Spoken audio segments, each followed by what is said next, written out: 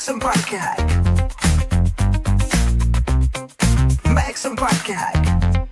Assalamualaikum dan salam sejahtera semua. Okey, bersama saya Aulis.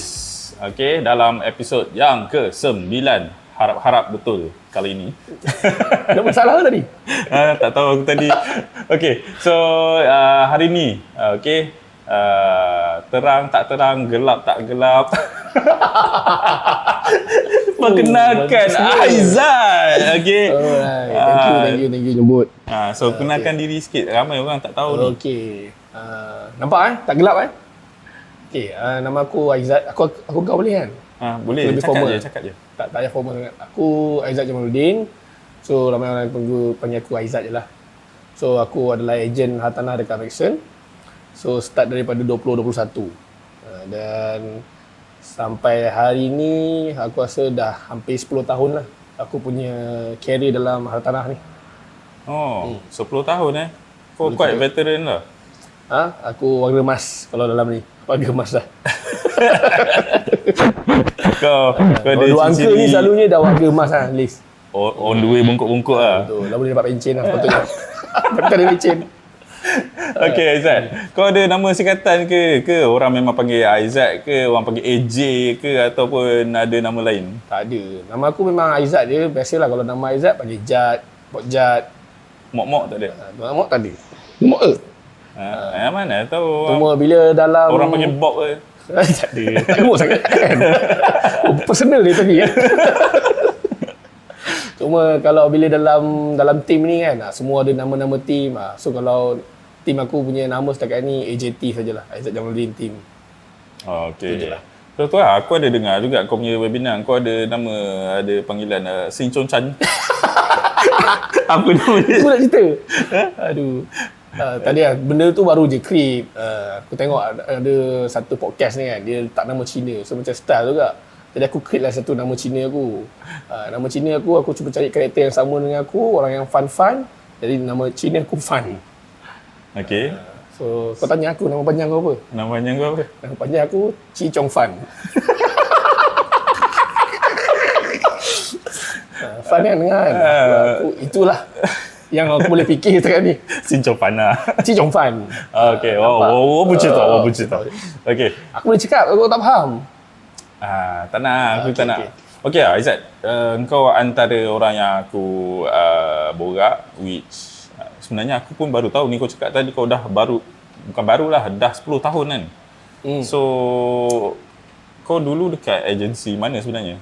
Sebab Maxon baru berapa tahun? Okay. Ini adalah agensi property aku yang kedua. Okay. So sebelum ni aku agensi, boleh cerita kan? Ikut. Aku rasa tak ada personal sangat. So boleh cerita lah.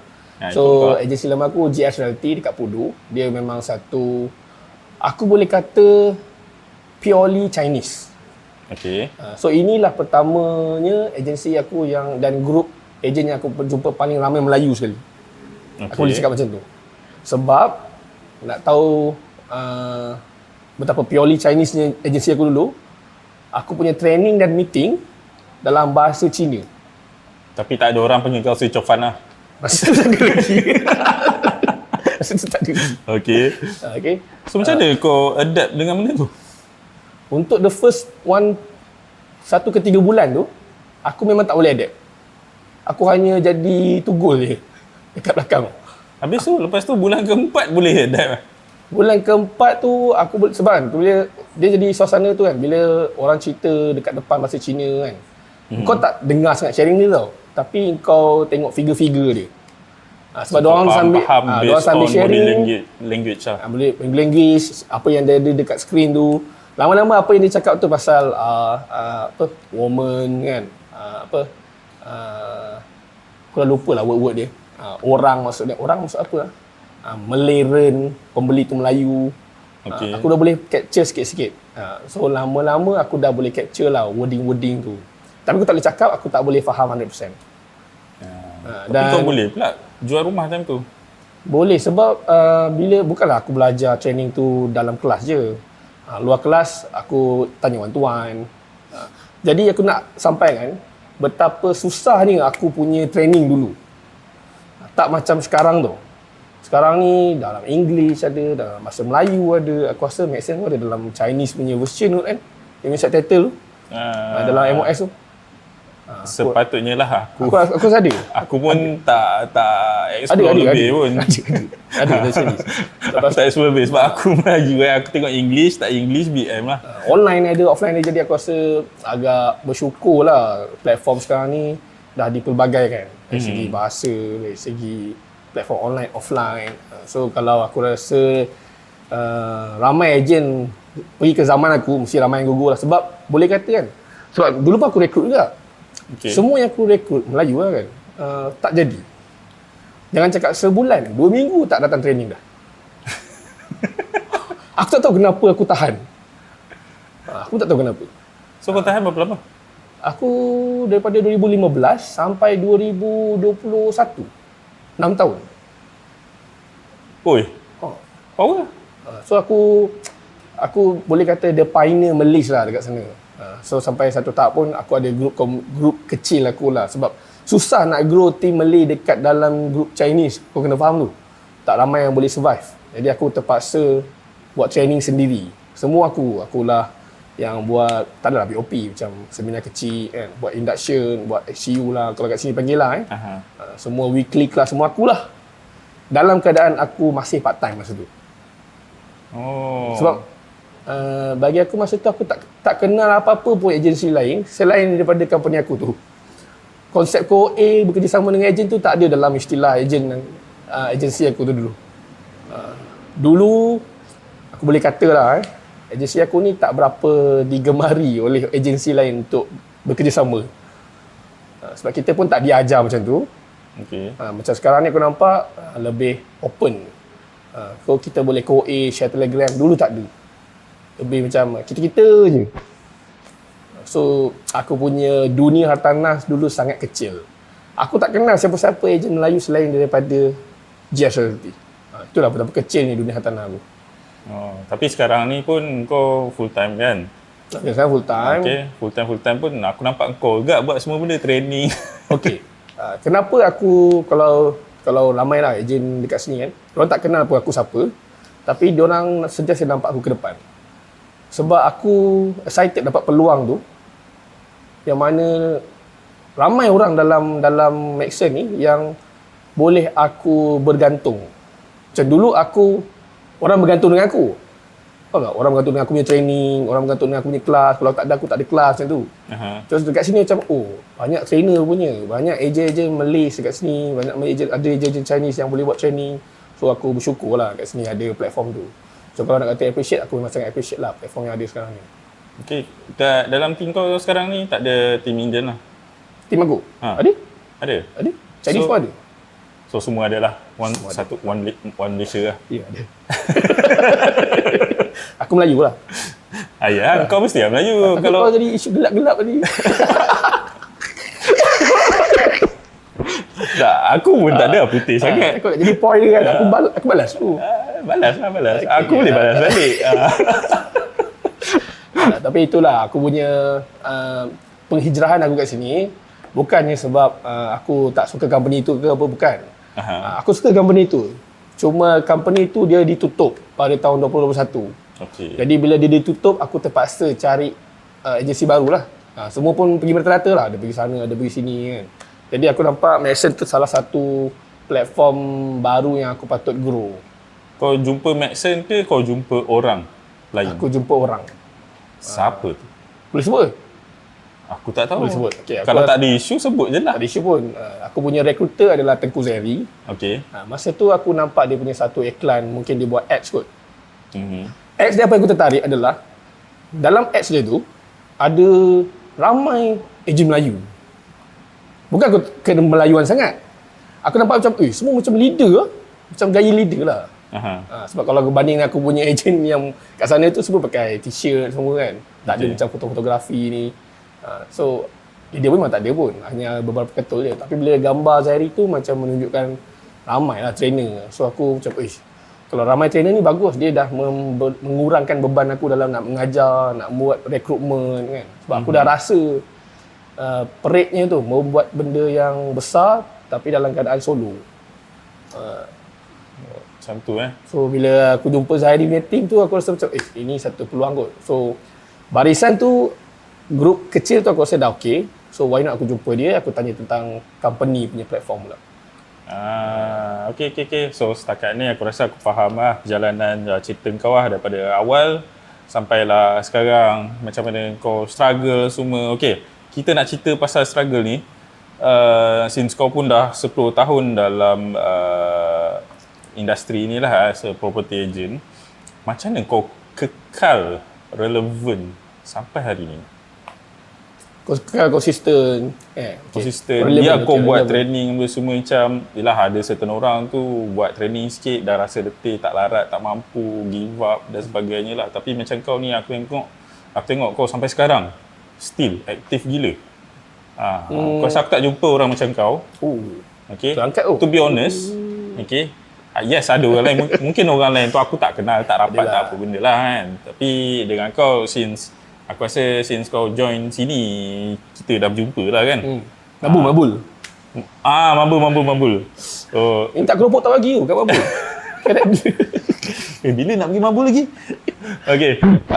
So tu lah macam mana kau still boleh buat semua benda ni konsisten tanpa rasa, macam kau tak ada rasa penat. So tu lah, bila aku kata kau boleh kekal relevan daripada awal sampai sekarang, macam mana kau buat, ada tips-tips? Ke sebab kau desperate ke apa kat belakang membuatkan kau push ke depan? Desperate Okay, desperate tak ada lah sangat. Kita ada je income kan. Okay, cumanya aku boleh kata ada dua benda yang aku punya role dekat dalam hartanah ni. Satu, aku punya personal sale. Okay. Alhamdulillah sampai sekarang aku masih lagi boleh buat sale. Kedua, role aku sebagai leader ataupun trainer. Ada orang dia tak boleh buat dua-dua. Ada orang kalau dia buat ni, dia kena tinggal ni. Ada orang kalau dia buat personal sale, dia serabut dengan training, dia tinggalkan training. Jadi alhamdulillah aku boleh multitask dua benda ni. Dan kedua-dua benda ni, bagi aku hanya perlukan satu je. Aku perlukan circle. Kalau aku nak buat sale, aku memang perlukan circle orang buat sale. Okay. Which is, aku punya team sendiri lah. Team bawahan aku kan. Sebab diorang kan buat sale kan. Dalam masa yang sama aku mengajar tu, aku jadi motivate tengok diorang buat sale tu. Dalam masa yang sama juga, aku mengajar orang lain juga kan. Orang lain tu buat lebih baik daripada aku dan juga aku punya team. Macam contoh sebelum ni sharing daripada Nabil kan, 38,000 36,000 kan. Aku pun tak pernah dapat tu dalam masa sebulan. Jadi benda tu motivatekan aku untuk buat sales. So circle tu penting bagi aku. Okay. Dalam training pula, betul lah training ni macam kau kata ada orang buat penat kan, ada orang macam buat sekejap lepas tu dah stop. Aku perlukan benda yang sama, circle trainer tu. Macam aku lah. Macam kau, macam Syuk, macam Tai Long kan. Aku perlukan circle barisan trainer tu. Sebab tu dulu aku kata, masa aku terjumpa Zahiri tu, aku tertarik dengan barisan leader tu. Sebab aku assume mereka semua adalah trainer. Jadi itu adalah semua circle aku. Kalau ada circle, insya-Allah aku tak ke laut sangatlah. Sebab kalau kau buat sales seorang-seorang kan, kau tak datang training, kau tak datang meeting kan, kau pun tak datang event, kau buat solo je, kau memang boleh buat sale. Tapi kau solo, ya enak letih lah. bukan letih, dia jadi apa nak buat boring lah. Yelah enak bila dah boring confirm datang letih, bila letih dah lah. Mula dia ke laut kan. Sampai bila nak buat macam tu kan. Dia akan terfikir macam tu. Seakan umur sampai 60 aku nak kena buat macam ni lagi. Aku dia tahu, aku ada jumpa kadang aku co kan. Leader tu dah 35 tahun kot aku rasa. Level kita punya principal. Masih gantung banner babe buat sewa. Dia kontak aku untuk nak co-A. So macam, uncle umur berapa? Uncle dah 60 plus lah tapi buat saya sajalah. Uncle buat apa lagi? Tak ada, buat ni sajalah. Aku tak rasa kalau umur dah 60 lebih kan buat ni saja. Aku rasa lah masa tu lah. Tu lah. Kalau dia dah buat 30 lebih daripada. Lepas tu aku tanya dia, uncle agensi mana dia? Cakap lah agensi mana. Lepas tu, uncle berapa ramai tim? Tak ada, saya solo sajalah. Saya penat lah. Tak mau jaga orang lah. Susah lah jaga hati orang. Saya sendiri-sendiri. So, ada tau macam tu. So, aku assume kalau kita lah sebagai ejen solo, ada kemungkinan, bukan tak bagus ending macam tu. Cumanya, kita sampai situ je lah. Which is sebenarnya kita boleh peluang dapat banyak lagi kan. Betul. Kalau circle kau betul. Sama juga macam mengajar. Mengajar ni boleh kata kau mengajar benda yang sama je. Tapi at one point kau akan penat dan kau akan letih juga. Tapi akan ada orang yang akan boost up kau kalau kau ada circle yang betul. Okay. Itulah aku punya prinsip lah. Wah. Sebab tu aku Prinsip kau boleh tahan lah. sebab tu aku selalu menyibuk. Aku selalu macam kalau ada event korang aku pergi. Untuk bagi aku Aku buat training kau tak pernah datang pun. sebab aku dah kenal kau. Aku dah dapat ilmu kau. Oh dah dapat Kalau bukan. Kalau contoh kan, aku nampak ramai leader yang join action kan. Lepas berapa lama tu dia tak boleh buat recruitment dan dia keluar balik. Sebab apa aku rasa? Sebab dia tak ke depan. Dia dah leader. So dia sepatutnya act as a leader dan bergaul dengan, bukanlah nak jadi leader kena golongan leader je. Dia kena ambil vibe leader dan trainer tu untuk nak grow dia lagi. Betul. Tapi dia tak ambil peluang tu. Dia tak ke depan. Kalau macam boleh buat training ah. Oh sibuk boleh buat ni ah. Busy malu ah. Dia tak ambil peluang tu tau. Which is platform dah ada, circle dah ada, tapi dia macam ada benda yang menghalang. Stop dia. Alasan. Bagi aku sebenarnya alasan je lah. Tapi kalau dia fikir Sebab benda ni aku kalau- perlukan circle ni, aku rasa mesti dia boleh tu. Betul. Sebab kalau ada circle yang tolong push and so on, tolong bantu, support each other semua, aku rasa boleh je ke depan. Even aku sendiri yang agak pemalu sebenarnya, Ya? aku pemalu. Oh, macam tak tadi. Depan kamera nak tahu mana. Tapi aku sebelum ni pun time aku join pun aku ada cakap dengan bos. Aku kata kalau boleh aku tak nak ke depan langsung, biar je aku duduk belakang. Introvert lah. Aku introvert lah. Tapi tak ada introvert sebenarnya. Aku extrovert, tapi bila di kalangan orang ramai ni aku memang jadi pemalu sikit lah. Tapi itulah. Tapi apa yang terjadi, aku nak kena ke depan. Sebab kena push kan? Betul tak? Aku rasa Syuk selalu push benda, aku rasa benda tu sebenarnya aku terpaksa ke depan sebab siapa lagi boleh Apa lagi? Ya betul lah. So aku just ke depan lah, enak. Ni jadi sekarang ni itulah. Tapi dalam group 5 feet sendiri lah kan, aku rasa kan orang ni punya push factor ni sebenarnya lain sikit. Dia macam bahan-membahan lah. Kalau kau boleh tahan bahan tu, kau boleh pergi jauh. Boleh kekal lah. Boleh kekal. Sebab kan masa aku masuk, aku suka kena bahan tau. Kena bahan. Mana macam orientasi lah macam tu. Tiba-tiba kena jadi MC. Tak pernah masuk dah lah. Baru masuk, baru kenal orang kena jadi MC kan. Kau boleh. Kena tembak dengan aku. Kena tembak dengan kau lagi, floor manager. Betul, Olis ni bagus sangat. Betul. Tak apa lah, bagilah tembak aku. Lepas tu kena jadi closer. Tapi benda tu slowly build up aku punya profile. Betul. Sebab aku tak pernah bercakap seramai macam tu. Betul. Tak, aku bahan-bahan pun technically aku tak ada experience, tak ada apa. Cuma aku just letak diri aku dekat tempat audience, apa yang aku nampak. Sebab aku kau rasa memang ada certain specialist benda. ni. Specialist kau apa lah sebenarnya? Dia macam Aku just event management ni tu dia bukan event management. Aku lebih kepada online marketing punya staff. Tapi bila kau bila kau belajar online marketing, especially marketing staff, kau kena belajar how to attract people, how to manage event. bukan manage event, tak ada kaitan pun dengan event. Oh ya? Sebab aku nampak kau pro kat situ. Kan kau dulu ada tak ada. Aku tak ada apa-apa, tak ada special apa-apa. Cuma aku pernah lah buat seminar aku. Aku seorang handle daripada awal to Z. Aku booking, aku yang bercakap, aku yang closing, aku yang invite, aku yang buat marketing semua. Kau tahu lah, kau tahu benda tu lah. So aku tahu the flow and so on. Okay, aku pun belajar juga macam mana orang buat seminar and so on. So aku dapat tangkap dekat situ. Aku just senang dapat tangkap benda-benda macam ni dan aku just explain balik dekat orang. Tapi nak kata aku expert, tak pun. Aku complain kau jadi MC pun. Kalau aku jadi MC mungkin aku sendiri barai. Aku sendiri melalut. Sebab aku macam aku cakap awal-awal tadi. Wah, dah kita MC ni. Nanti kita MC, aku depend kat kau. Aku prepare kau kan kau pro. Tak ada, tapi aku boleh lah nak bercakap kan. Nak close tu aku dah tahulah sebab aku yang create the SOP and so on. So aku tahulah apa benda nak cakap, nak explain macam mana. Sebab ada certain orang dia bukan tak tahu cakap, dia lupa nak explain benda tu. Nervous. Aku pun tak tahu lah nanti kan kalau aku nervous aku pun lupa sama je. Tapi benda ni aku sendiri tak biasa ke depan. Mungkinlah akan terjadilah.